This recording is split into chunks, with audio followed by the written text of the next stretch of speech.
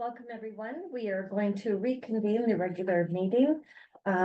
This evening, we have a delegation with us, and we have Mike Page, DJ Ashman, and Russ Green on behalf of the Trail Little League to discuss field options and renovations leading up to the 2028 Canadian Little League Championships. So, go ahead.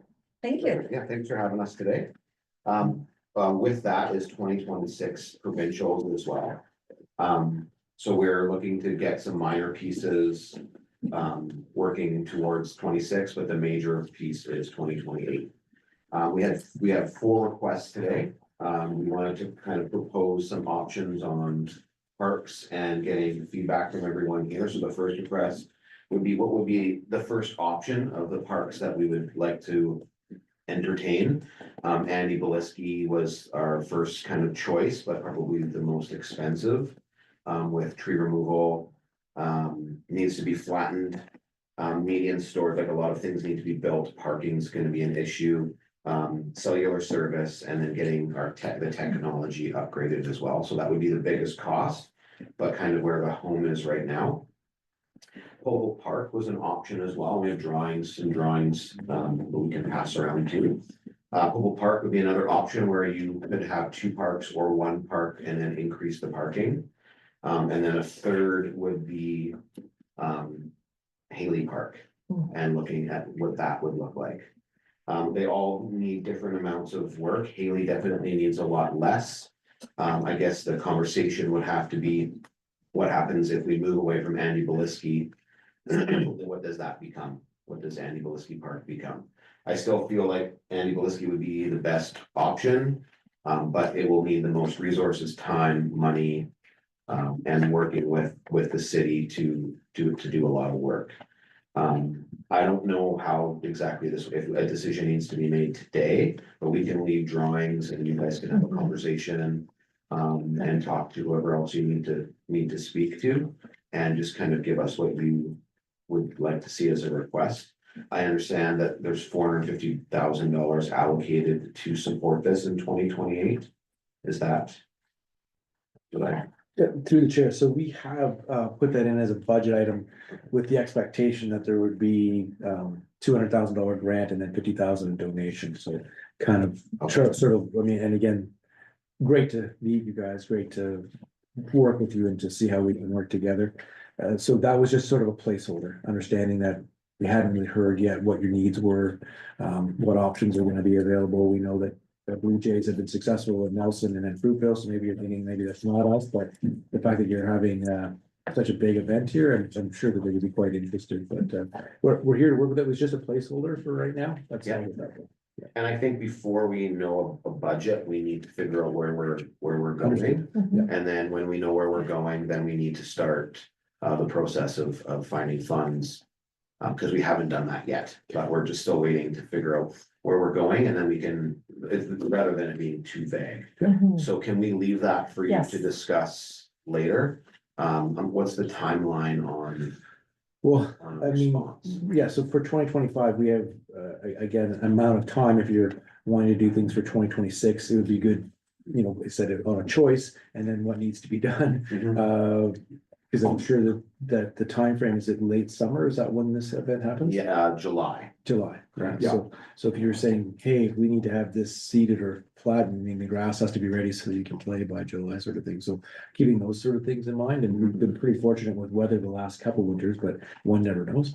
But it sounds like we need to have sort of a staff meeting with your team and just sort of see if we can't nail down what the best solution is, and like I said, and go from there and make some decisions, and we can, like you said, create some budgets. And we were thinking less work for 26 or for provincials, but basically closing the field for 2027 and doing the work then would be the thought. And it's good to know about $200,000 for grants and donations. And we just put that in there just as a placeholder because we weren't sure what may come of it. And again, is the 450 even a realistic number? Is it too high? Is it too low? Yeah. Right. So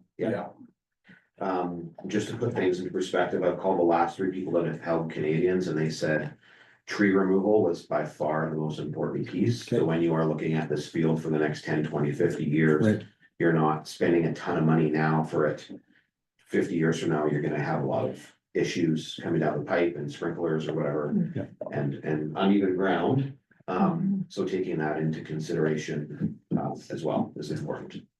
No, it's fair, and I know the one big piece that you mentioned was the parking. Just, you know, and how do you create, parking's not easy. None of the options are great parking though. Fair enough. I think all of them are not Yeah. ideal. Yeah, so.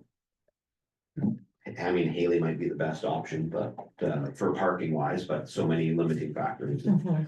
You know, situations. Plus, I think that the heart at Andy Belisky. Yeah. And, you know, it change, people History. like change, right? I love it. Yeah. Yeah, so that's why we're kind of leaning towards Belisky, but wanted everyone's opinion here and take some time to make a decision and. I'm not sure like the time frame, but we're kind of ready to start looking for grants and people to help out and stuff like that, so. Well, we would hope then that, staff will kind of get that, talking to staff and who should get to meet with you guys and. Yeah, that was an extra request to have a city contact. Yeah. We were thinking Dave Moorhead, I'm not sure. Yeah, yeah, that's a good choice right now. We may have some other roles for him to play, but we have a new general manager of municipal services that will be responsible for parks and public works, so he might be a contact, but yeah, we will for sure make sure that we've got something direct line. Okay. The other request is when we're looking at tree removal, sprinkler line, dirt dump fees. Who's paying for that? Is this money for this 450,000? Is that for staff hours? Or is that for above and beyond? I'm not Yeah, sure what that looks like. And so until we've kind of put it together, the tree removal piece, especially with the amount of trees we'd have to do, Mhm. that's usually not something that we have our staff do. Okay, We usually end up having that contracted out just from the size of it, Okay. maybe not all. But certainly we've got a team that does irrigation, and again, as far as whatever the field component is. I think all of that would sort of come under that, hey, if we want to do this, and then pricing it out, and we would move from there. okay. The last piece is, what is the process for getting quotes and who do we talk to? What does that look like? When we are wanting to start getting quotes for work to start, what does that look like? Well, and I guess part of it is that commitment from our staff to meet with you guys and kind of figure out what you want. We do have a purchasing policy, and being a public entity, we need to follow that. Now, I know that there can be a lot of guidance, because as your team may come and say, you know, hey, tree removal company, you know, is there a way that you might help us on a donation, right? So those are some of those conversations which I think would be worthwhile and very common. To say, hey, bill us out at the full amount, and then, you know, cut us a check back for $10,000 out or something like that, that we can Okay. make some of those arrangements with entities that we want to work and provide a donation. There's sort of a format. But I would hope, I mean, my goal would be that our purchasing manager, and once you figured out what it is that you're looking for, that we would try to use our expertise to assist. Okay. And that would be going to whoever the city contact is. Correct. To then relay that information back here and Yeah, following. and or meeting with you guys, and I would think once we get started, it would be sort of a regular meeting to make sure Yeah. that everyone's on track and that you're still happy with what the choice is. I don't really have anything else. I can leave you these notes for you all to take a look at. Okay. Is there anything Yes, else yeah. that you guys wanna share? I just had one question. When we did the park in 2012 for provincials, when I was working with Tricia, Mhm. one of the things that was gonna happen, and I don't know if it ever did, was a security camera for the scoreboard. I know that it was one of the things that she was, I guess, putting in the budget, but she said, don't be surprised if it gets cut, because, you know, it's a minor thing type of thing, but I just, you know, if it hasn't been done, I'm sure would hope that we could maybe try to get that into. And so just out of curiosity, the security camera, because people were climbing it, or? Just, it was something that I think we spent over $8,000, I think, at the time to get it installed and, excuse me, purchased. It was just something, just as a security feature in case somebody did. I don't know if my son, that was my son's last year of ball, but I don't know if they've had any issues up there, but it was just something that we had talked about for 2012 and, Hmm. you know, So, Well, I look forward to, I think, a robust discussion where we can start planning some things out and putting some prices to it and seeing how we can work together to pull off what's gonna be a fantastic couple of events. Mhm. So what I will suggest is that any information that you have there that you can leave with us so that we have it and we can pass it on to, I guess, Dave Moorhead right now. And that would be great, yeah. So, you know, then at least council will have an opportunity to go over it as well. And you have my contact to let me, like, emails, best or phone call. Okay, And just as a neophyte to these sorts of things, Butler Park is a no-go sort of thing. I mean, just the thing with the lights and the grandstand, it's not a way that you, I mean, it's just too much shaping or too much change that has to I think happen. it's the size or. I think it'd be just too much of a change to kind of wreck that park, right? And I mean, it's a beautiful park. I wouldn't want to wreck it. Okay, but it would take kind of wrecking it in a sense to. Yeah. Okay. Yeah. Mhm. For sure. And I mean, I'm okay moving from Andy Blisky. Like I know everybody was asking me, well, you know, cause I'm a big Andy Blisky person. I was on the last team that went to the World Series Hmm. in 1990. And I said, honestly, the Andy Blisky used to be at the Armories. It used to be in Tadnac, I heard, and now it's up on a dump now. Like I'd rather get to somewhere that's flat that we don't have to worry about moving the ground. Cause if you look at the small park now, it's got to the point where it's like, it's pretty much like, I would call it unsafe for those young kids, right? Mhm. Whereas 2012, we rebuilt the whole, like just about the whole field, right? And it's been good ever since, but it needs a little bit of love now too, right? So when these guys brought up Popol Park, I thought, you know what, it's already a flat piece of land there and it's not moving anywhere. So I mean, I would be okay moving, but for myself anyways, but if we can make Agnesty work, obviously, then, you know, that's the thing, right? Okay, Would be perfect. And with some of those there, they might get upset if they heard you saying Cannon's name. Who's gotta move that statue and get it to the ground, put it in the next spot. Okay, does council have any questions or comments? A question, thank you, Mayor Jones. When you referred out and inquired about the costs from where they've held the Canadians, what were their costs for getting their parks in shape? We didn't, we mostly talked about trees and the field at first. Some places, like most of them are bigger areas that already have fields intact, so it was, two of them put turf in. One of them just did a full tree removal, and the other two went to places with no trees. To plan for Hmm. the future. I don't know a full cost, we didn't get into that, cause I think. If we went to Hopewell, that's a totally different cost than going to Belisky, so I think when you're looking at the final number, it depends on where you're going. Mhm. And, yeah, you're just gonna spend a lot of money on different things depending on where Where it is. we go. And I assume then there's a set of specifications, both maybe for provincials and worlds that has To to. a certain size, Yeah, certain signs, yeah. the big thing is, you have to stream Canadians, live stream it. Mm. So I was talking with someone today about, tell us a tower or something like that. Facebook Live? Yeah, exactly, yeah. Yeah. But the service up at Andy Belisky is not great. Right. So we would need to run, fiber or Cat6 cables like under the ground to a building that would house the technology, like, so there's big things that. It's just a weird spot in that area. You drive through Glen Mary there and it just kicks out, and up at the park, it does the same thing, and it's only just for like literally like 10 seconds of driving. Where it kicks out, so it's kind of weird. I don't really know what it's doing, but it never used to do that, cause I mean, I've had a cell phone up there for years. It just seems like the last 10-15 years, it's been worse. Lights are That's required? Lights are not a requirement. No, we don't need lights, Okay. no. Point of sale, I think, is a big thing, like you can't have cash. There, you need to concession and merchandise selling it, tap and things like that is big, and then the live streaming, it has to be high speed. Well, we've got some work to do, I think. Yeah.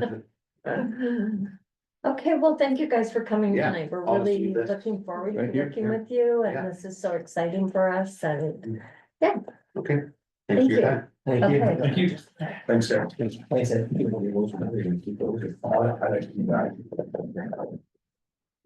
Thank you. you don't have to leave, you can stay if you want. Oh, and this will be, they're talking that this is gonna be the last time it'll be in a small town. Oh, Yeah, they only wanna have it in big centers where there's international airports. So our Little League president, Kareem Chow, who's now with Little League Canada, she's pushed us, or pushed to get this for probably the last 8 to 10 years.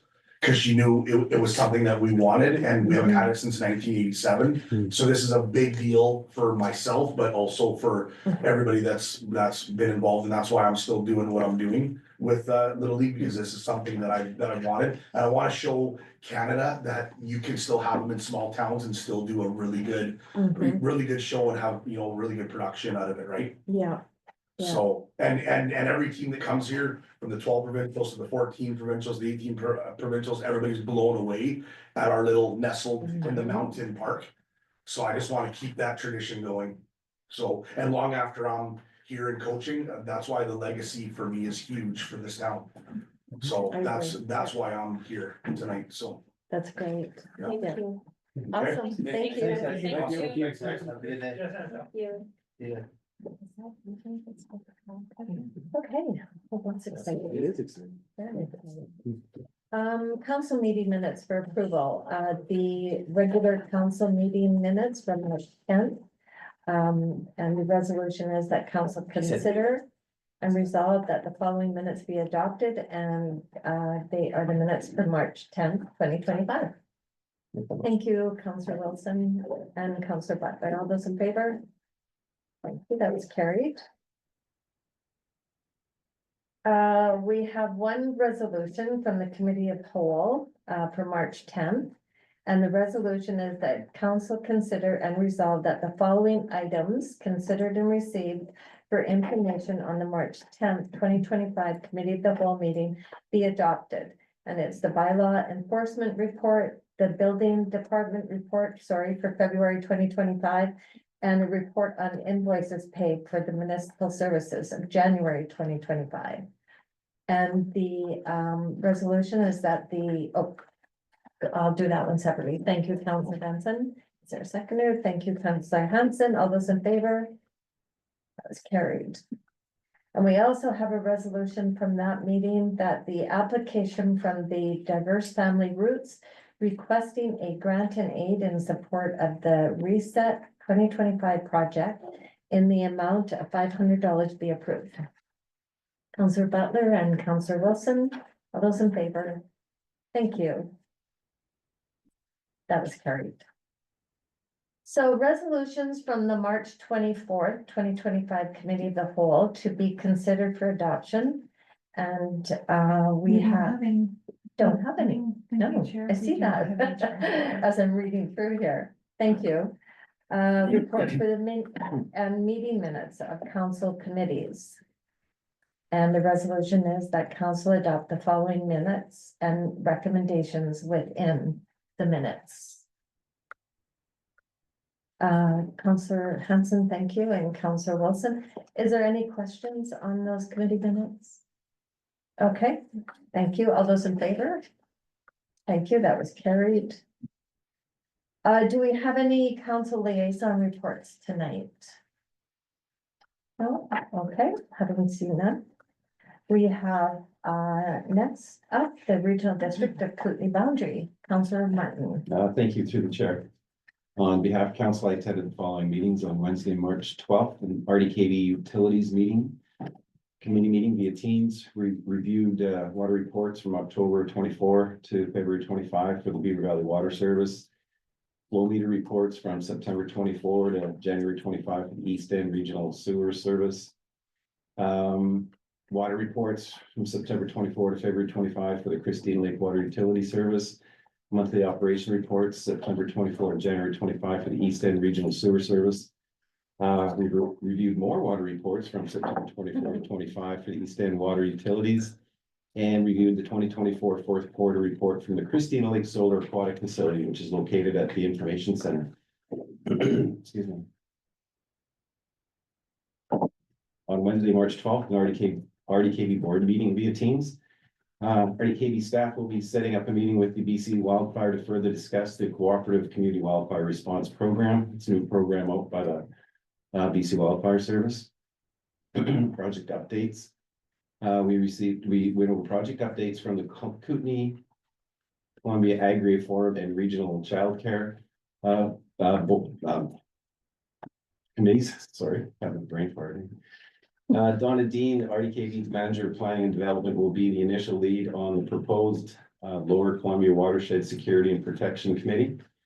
She will provide an overview for the feasibility and establishment of a Lower Columbia Watersheds Service at a future meeting, had the dates to be determined yet.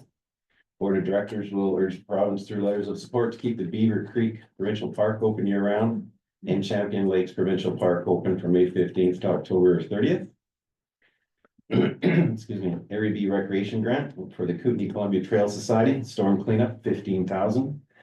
Grants and aid for the following were approved. Area A Trail Horseman Society, horse pen enhancements, $1,300. Area B Lower Columbia Old Glory Trail Horseman Society, that horse pen enhancements, is another 1,300.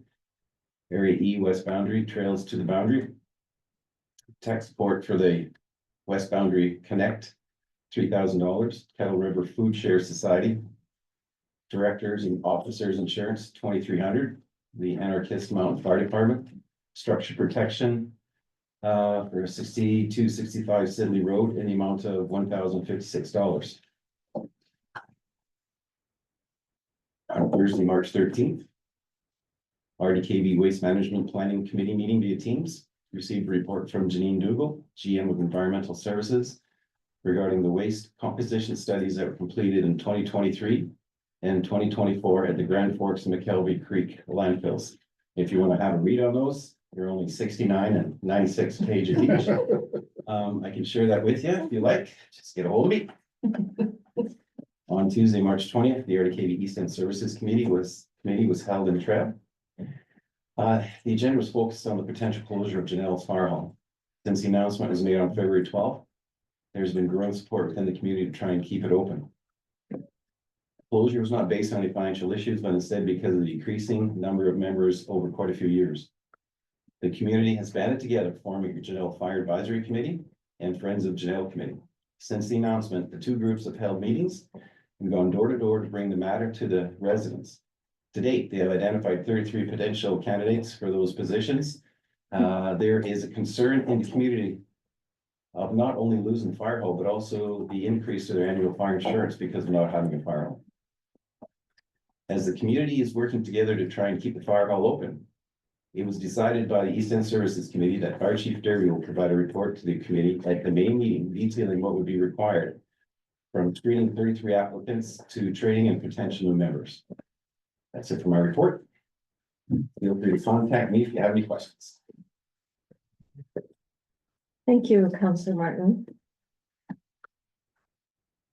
Is there any questions for Councillor Benson? I don't want you to like have to restate what is the waste composition report, just Yeah. what has been put in the What landfill? has gone into each landfill for those periods of time? They got to do that every couple of years. Interesting, like to ensure that it's not like recyclables or no, it's okay. No, I insist. I'll I'll share maybe- that with okay. you. I'll share that with you. Well, that's the kind of counselor I am. Thank you. Thank you, Councillor Martin. You're welcome. Thank you. Okay, we also have the Columbia Basin Trust Ready Grants recommendations. Okay, so I'm gonna share my screen. And mention that you're all very similar. How you operate. So up on the screen right now, you should be able to see, here's kind of where we ended up. And so, The green, is it green us? Okay, yeah, the green is there. And, yeah, it's all on the, okay, so, first of all, this year we got quite a bit more funding than we usually have. Now, just thinking about that, explanation for that is you get around $114,000 is usually the amount you get from Ready.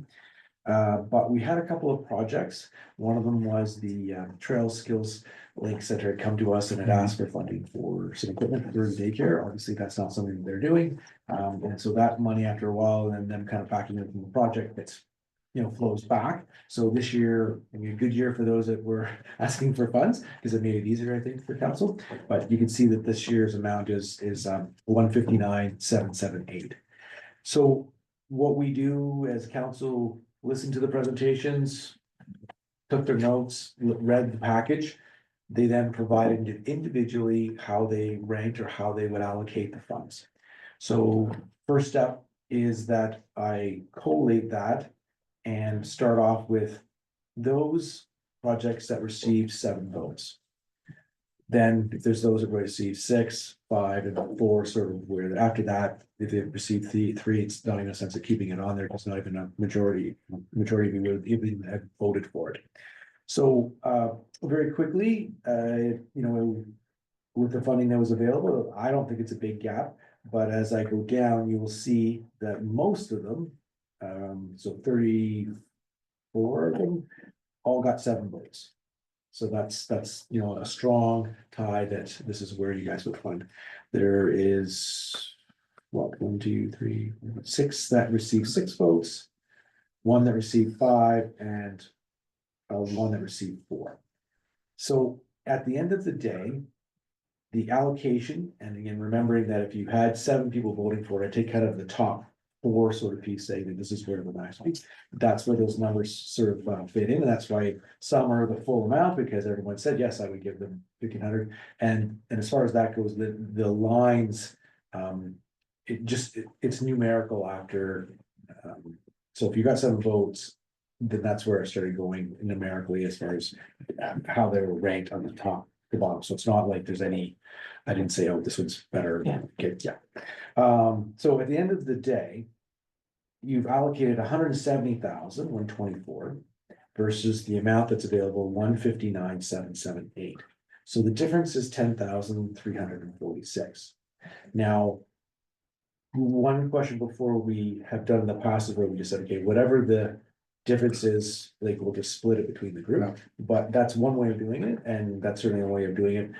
But there's a couple that if it only received 4 votes or 5 votes, would there be of interest of saying, okay, well, maybe we would lower that. Now, again, there's not a lot there. I mean, between the two, you're looking at not even $1,000 if they're not included. Now, in the same boat, if they're gonna get on the allocation, now you're only giving them $100 and some odd dollars on something. So just sort of curious, the one that received 4 votes was the Roslyn Heritage Pool Society. So that was one I would want to find out from council if this is something that, it's not a big ask, but is that something that you want to include? The other one that received 5 votes was the Roslyn Mountain Film Festival for AB enhancements. Their ask was 750. So again, not a big change if they're not included, but also there's not big asks that overall. So I could use a little bit of direction from council. Through the chair. Yes. Yeah. So just, your second option there, that I think you're kind of alluding to, where you would sort of take, on a proportion of 6, 5, and 4, and 3 down with the $10,000 difference, right?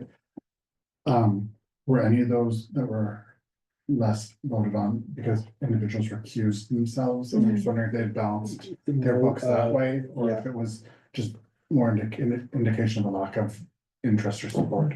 Great question. Certainly, all of them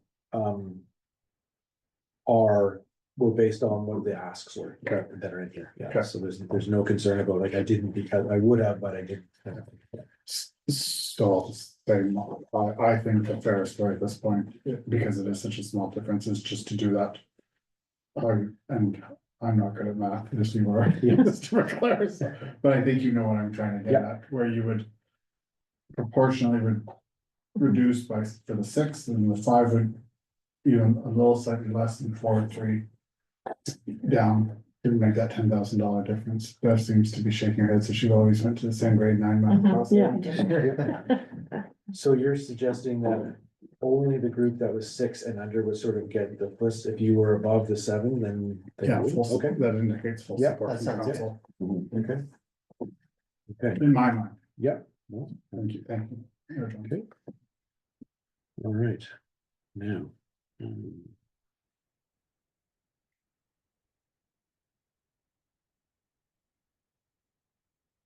Let's bring it to all of them. So you'll have to give me a moment. I'll have to- That's good. There's a way to figure this out. Yeah. So just. Through the chair, could you cue the Jeopardy music? Yes, I know, I was thinking. Oh, the beads of sweat that are going off my head. Okay, give me a moment here. You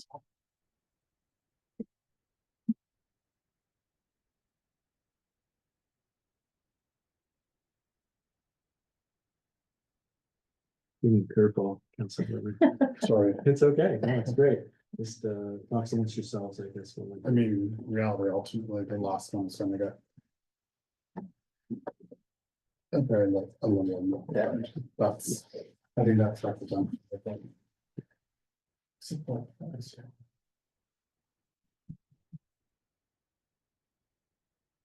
Funny how we always end up like this though, after the ready grants, we always end up with more money than we've got. Yeah, it's not always.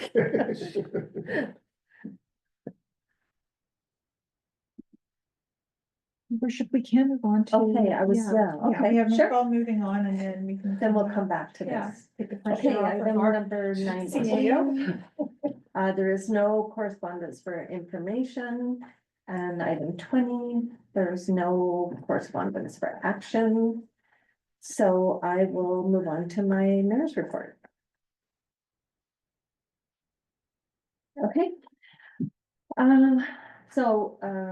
March the 11th, I did a roundtable discussion, and it was a provincial roundtable discussion with the Honorable Ravi Kahlon, Minister of Housing and Municipal Affairs, and the Honorable Brittany Anderson, the Minister of State for Local Government and Rural Communities. And it was a roundtable discussion on tariffs. Premier Eby gave an introduction and some comments on the work that he was doing, as well as he commented on the tariffs.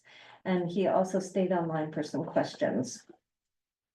BC, along with Canada and all the other provinces and territories, are responding to the US with tough counteractions to defend our economy and our sovereignty of our country. And the roundtable provided an opportunity to engage with the ministers as well as ask some questions. And there was some other mayors and regional district chairs on the Zoom call as well. So it was interesting, but then that was early in the beginning when the tariffs were first coming out, and everything is changing so quickly and so fluid right now. So now we're just waiting and anticipating for April 1st to come to see what the tariffs are going to look like. March the 13th, I had received an email from the CBSA, the Canadian Public Service and Procurement Canada, as well as they are looking at the border at Patterson, the point of entry there, and they're doing some upgrading work to it. And so that they just wanted to let me know that they were doing that work, and they felt it was really important to start a working relationship with the local municipal governments so that we could be connected throughout this process. And so we had a quick Zoom call and talked about the scope of the project. And the goal was first just to introduce themselves and to identify who should be involved. And I requested the meeting because I think all of council should be involved in this. It's going to be a big project, and so they wanted to just get an idea of who is going to be involved, and we'll be sending a meeting invitation to all the municipalities to join in on another meeting. And also they wanted somebody from staff from the city of Trail to be on the call. So a timeline is that they've been looking at this project for over 2 years now. And right now we're the only port of entry in BC that they're looking at upgrading. So they want to start as soon as possible. But they want to make sure that everybody knows what's happening. They had the security at the border. Ryan Vanderstar is the one who is in charge of that. And I questioned the security and the border concerns because especially in light of the increased tensions and the information right now going on with border security. And they assured us that there will be no closures during construction. And the border will remain operational. And of course, there will be some minor disruptions to be expected. I also questioned security operations at Patterson and the Juanita borders, especially in the current climate again, because I just want to make sure that we that our borders are safe and people feel safe going across the border and coming this way. I asked about the policy on local purchases. Will they be going through Canadian companies? You know, what's their building policy? And they want to make sure that local involvement is in the construction phase. They also have somebody from a business from Nelson who's already expressed an interest in the construction. So that will be going out probably within the next couple of months, they said. I also raised concerns about the truck traffic due to the possible development of the new mine in Rossland and the battery recycling operation. And, you know, there's going to be an increase at the border crossings. And again, just concerned of the safety and security of it. And operational hours will stay the same. They don't want the community to be impacted at all. So the next, like I say, the next step is for all of the municipalities to be engaged. Yeah, so that's kind of exciting that's they're developing that, and it's going to be a bigger, more appropriate border crossing, I guess. So on March the 19th, I attended the Thriving for All. It was the ending working group across Canada. That's the group that I'm involved in, where Chapman, Kent, Ontario is involved, and Winnipeg and Saskatchewan. And so if you remember the roundtables that we had, the discussions at the United Church, it was a follow-up on that. And yeah. It's the community engagement was led by the Skills Center, and it included public events, the surveys, the leadership tables, and the focus was on you know, what we can do in our community to improve access to, say, the aquatic center and other facilities that we have for people that are living in poverty. And they talked about a common access card. We also had a really good discussion on food security, which is, you know, getting more and more relevant and more a priority, especially now with the tariffs and not being able to get the food that we are used to getting, that, you know, and how does that look for our community? So the next steps that we're going to do, we also talked about businesses, encouraging businesses to become living wage employers.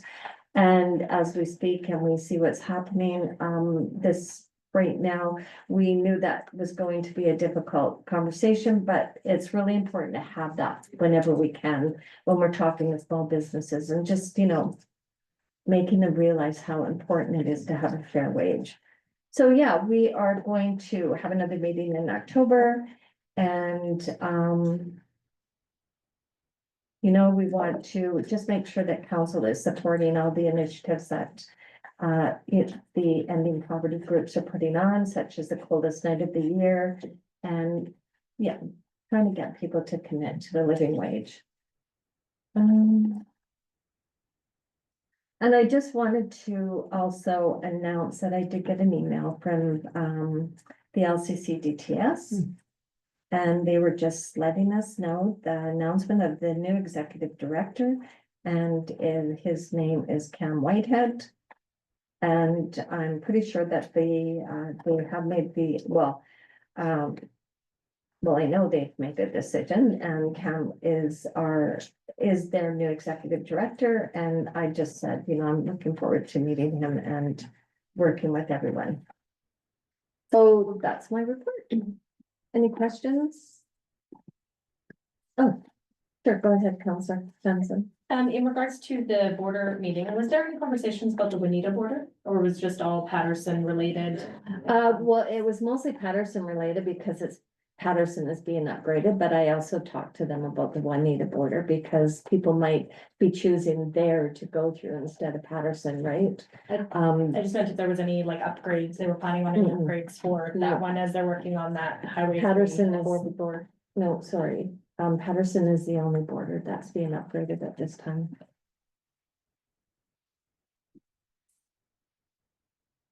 Okay, Mr. McClure. Didn't hear anymore. I guess the music stopped.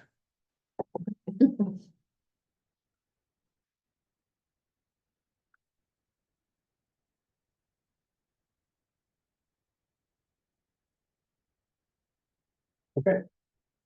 So. Putting the application of the remaining 10,346 on those that receive 6 votes or less. These are the results that you get. So hopefully you can all see that and read that, and I don't know if there's any concerns or if there's a thought on how that looks. I can scroll to the top if someone wants to see the whole thing, or if you're comfortable with how that shakes out.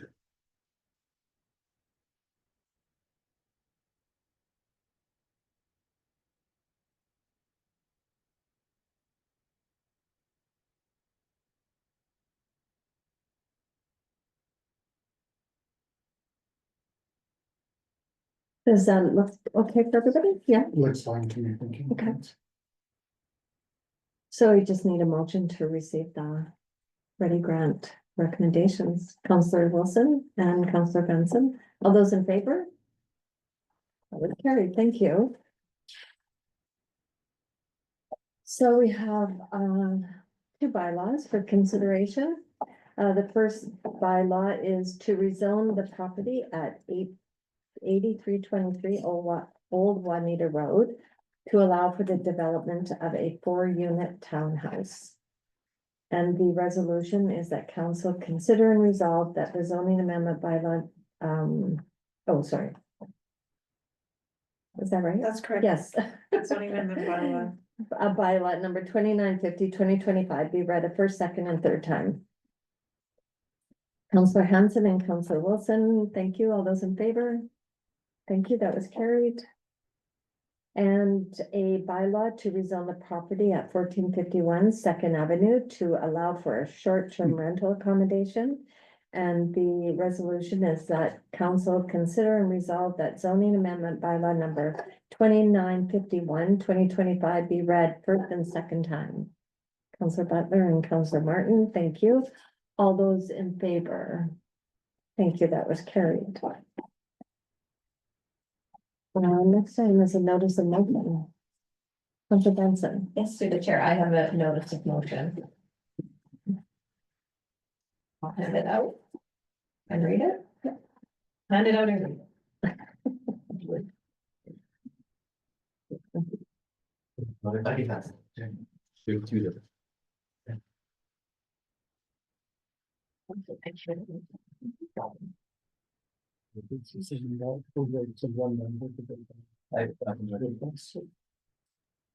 So my notice of motion is the establishment of a council select committee and reprioritizing of motion 097-023 for 900 Spokane Street and 901 Helena Street project. And I wish to have this as a consideration on our April 14th regular council meeting for debate. So the demolition project at 900 Spokane Street and 901 Helena Street is a pivotal initiative for the City of Trails development, aiming to create new opportunities for growth and enhancement in our downtown core. This project is set to transform the area, improving infrastructure and fostering a vibrant, thriving community. However, the construction activities have the potential to significantly impact surrounding businesses, leading to reduced foot traffic, noise disturbances, and potential financial losses. Many of these businesses are small, locally owned enterprises that contribute immensely to the community's character and economy. Supporting these businesses during this period is not only an economic necessity, but also a testament to the city's commitment to its residents and local entrepreneurs. Additionally, the location and size of this project will significantly impact community members.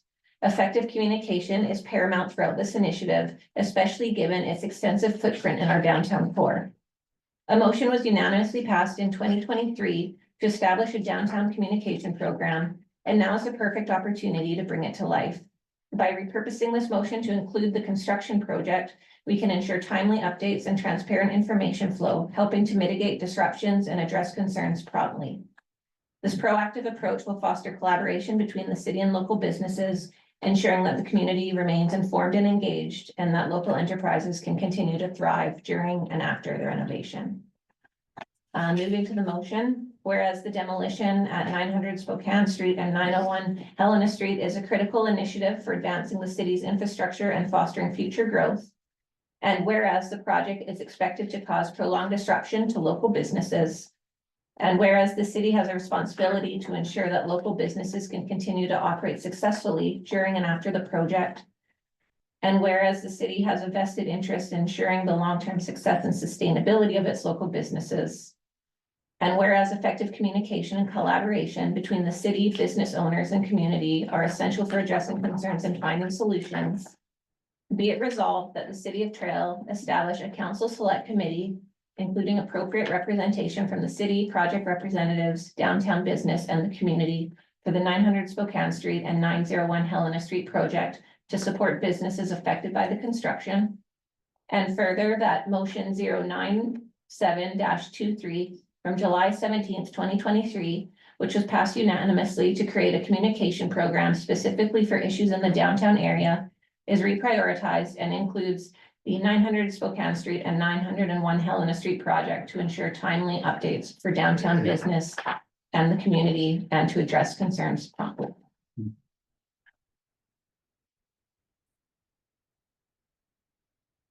Okay, so motion to receive the information. No, we don't need to do anything. She's just introducing her notice of motion for the next council meeting, so it will appear again on our next agenda, which was the April 14th. And then that will be debated at that time. Okay, perfect. Thank you, Councilor Benson. Thank you, Chair. Just, Yes. would it be possible to get a copy of motion 97-23 prior to that? Maybe have that included in the attachments? Sure. Please, thank you, Chair.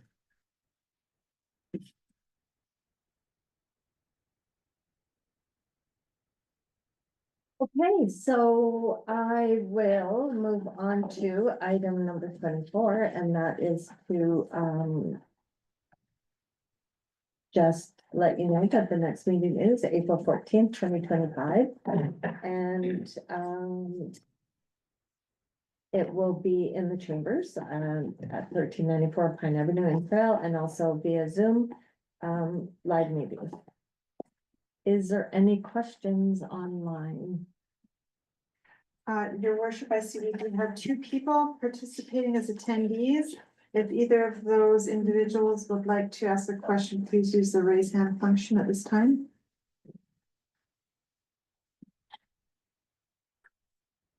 Not seeing any raised hands. Okay, thank I'm you. not sure if there are any questions on the end of the table. No questions tonight, thank you. Okay, so the next item on the agenda is adjournment. Is there someone that wants to make that motion? Councilor Martin, Councilor Wilson, all those in favor? That was carried, thank you.